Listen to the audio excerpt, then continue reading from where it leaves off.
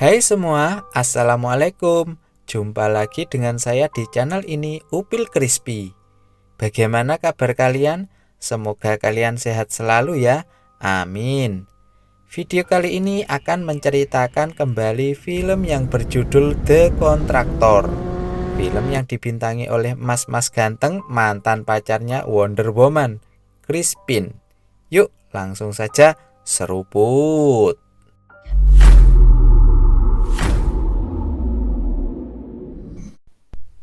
Film diawali dengan adegan di mana seorang tentara Amerika, Yanto, lagi wonge, sedang gosok-gosok senjata, lalu naik motor pergi menuju base tentara Amerika untuk melakukan beberapa tes apakah dia masih layak atau tidak menjadi anggota di kesatuan.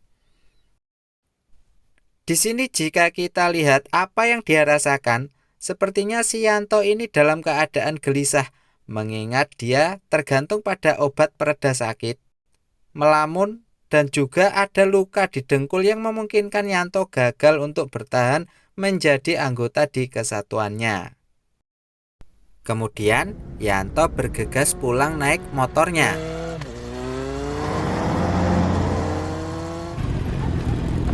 Sesampai di rumahnya, ternyata istrinya yang aduhai, sebut saja Wati, sudah menunggunya dengan senyuman termanis seorang istri. Uhuy.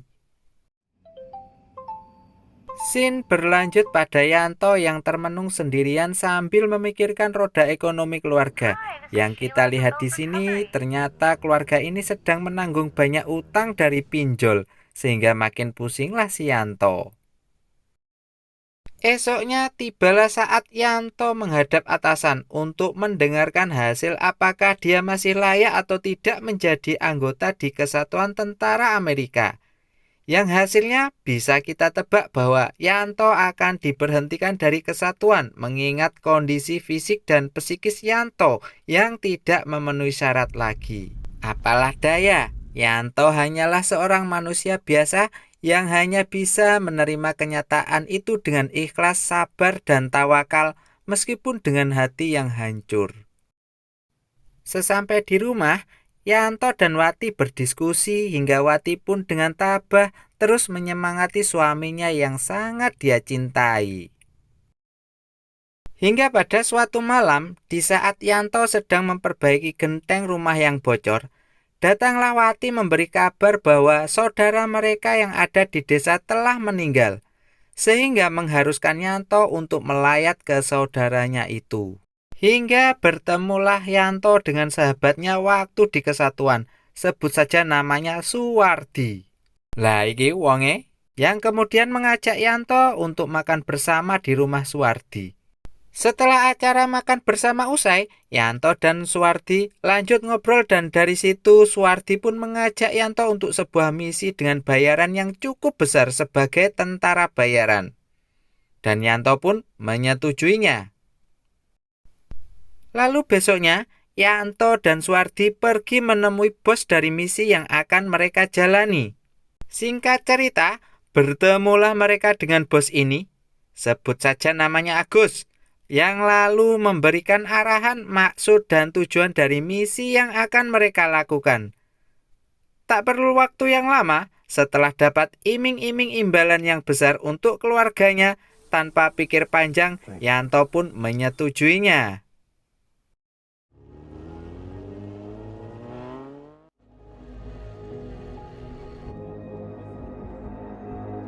Singkat cerita, Yanto segera berangkat menjalankan misi dan langsung terbang menuju kota Berlin.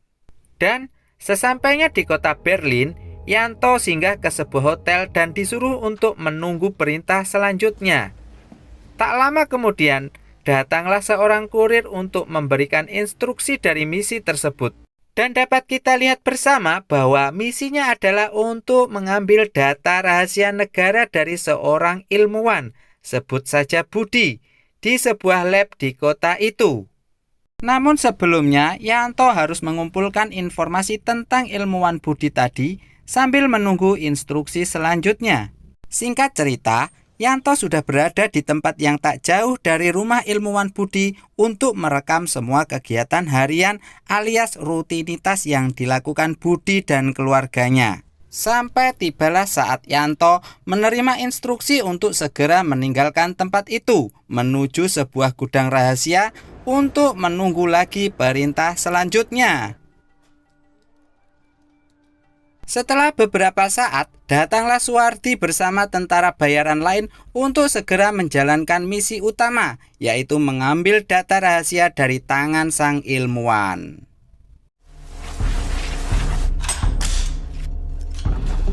Selesai mengatur rencana, langsung cus, berangkatlah mereka ke lab tempat ilmuwan Budi bekerja.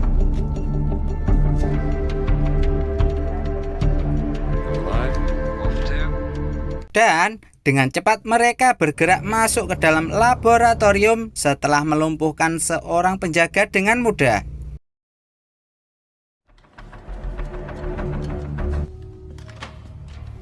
Lalu, begitu bertemu dengan ilmuwan Budi, tanpa berlama-lama, Yanto dan kawan-kawan berhasil mengambil laptop yang berisi data-data rahasia yang dimaksud. We got it.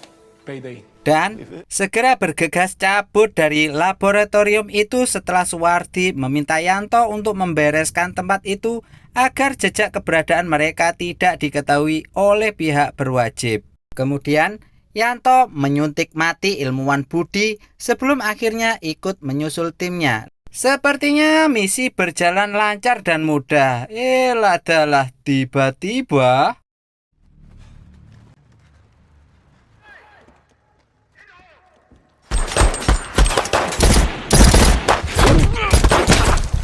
datanglah polisi dalam jumlah yang banyak dan terjadilah baku tembak antara Yanto dan kawan-kawan melawan Pak Polisi. Dikarenakan polisi yang terlalu banyak, akhirnya tim Yanto pun terdesak. Temannya kenok satu-satu, termasuk Suwardi dan Yanto, dan memaksa mereka berdua untuk kabur saja dari situ. Setelah pelarian yang sulit, akhirnya sampailah mereka pada sebuah lorong dalam air yang rupanya sangat aman untuk mereka bersembunyi. Tanpa berlama-lama, Yanto sigap menolong Suwardi yang tadi kita lihat sudah sekarat karena kehabisan banyak darah. Sampai akhirnya keadaan pun benar-benar aman dan mereka pun beristirahat sementara para polisi masih melakukan pencarian di luar. Setelah beberapa waktu, mereka pun terbangun dan lucunya sekarang gantian Yanto yang lemes dikarenakan darahnya yang tadi sudah diberikan kepada Suwardi.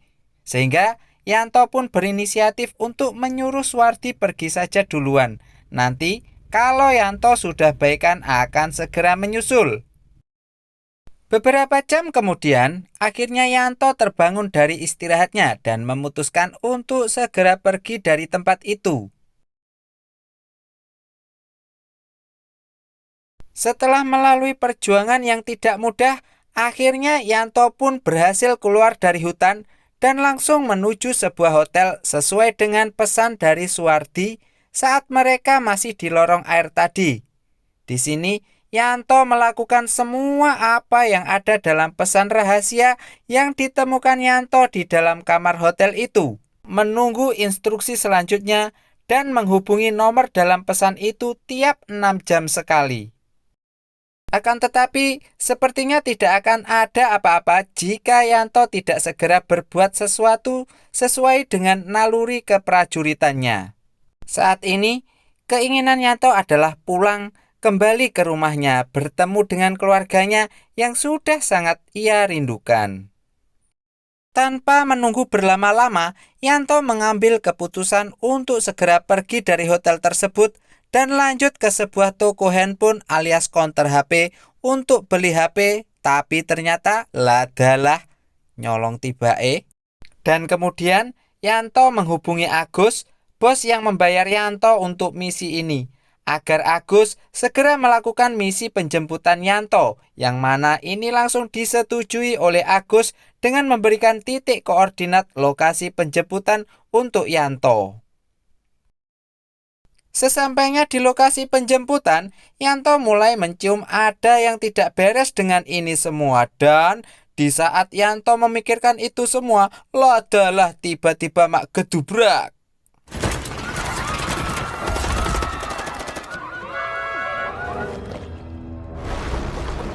Yanto dikejar-kejar dan ditembaki oleh orang-orang yang semula dikira akan menjemput si Yanto. Maka terjadilah adegan kejar-kejaran, baku tembak dan baku hantam yang pastinya dimenangkan oleh Yanto.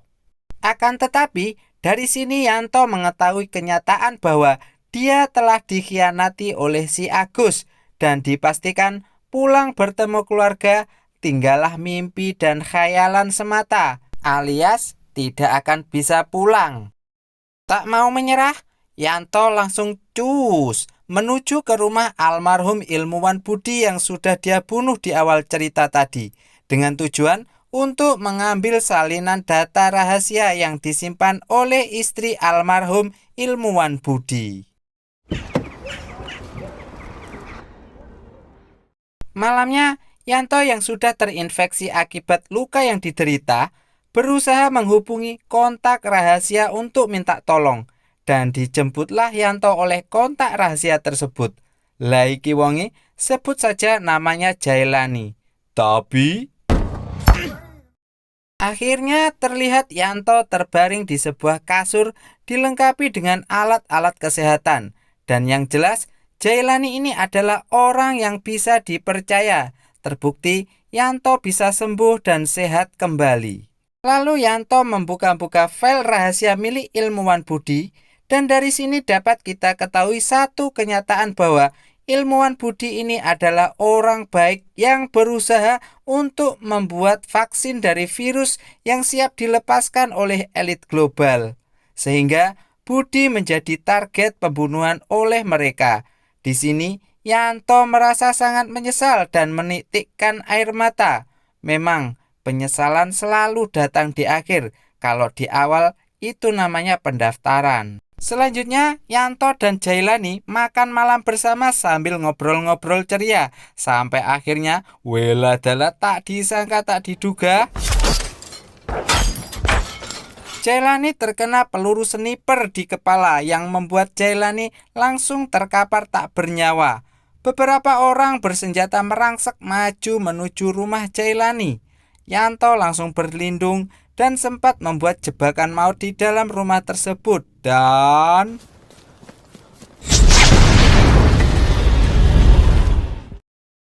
Yanto kabur melarikan diri di tengah malam gelap itu.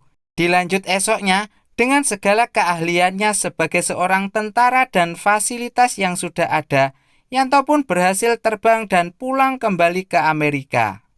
Tak perlu lama-lama, Yanto langsung geber motor meluncur cus menuju rumahnya hanya demi untuk menemui istri dan anak tercinta. Tapi betapa terkejutnya Yanto ketika melihat Suwardi, sahabatnya yang dia sangka sudah is dead duluan, sedang berada di dalam rumahnya dalam keadaan sehat walafiat, tak kurang suatu apapun juga, sambil menggendong anaknya. Lalu esoknya ketika Suwardi dalam perjalanan pulang, Yanto membuntutinya. Dan tiba-tiba, betapa terkejutnya Suwardi ketika mengetahui bahwa Yanto masih hidup. Sehingga Suwardi tidak bisa berkata apa-apa saat Yanto murka akibat merasa dikhianati oleh Suwardi. Singkat cerita, Yanto dan Suwardi berencana untuk membunuh bos tentara bayaran, Agus, sebelum Agus membunuh keluarga mereka lebih dulu. Selanjutnya, pergilah Yanto dan Suwardi menuju markas si Agus sehingga terjadilah baku tembak. Dan diakhiri koitnya Agus di tangan Yanto.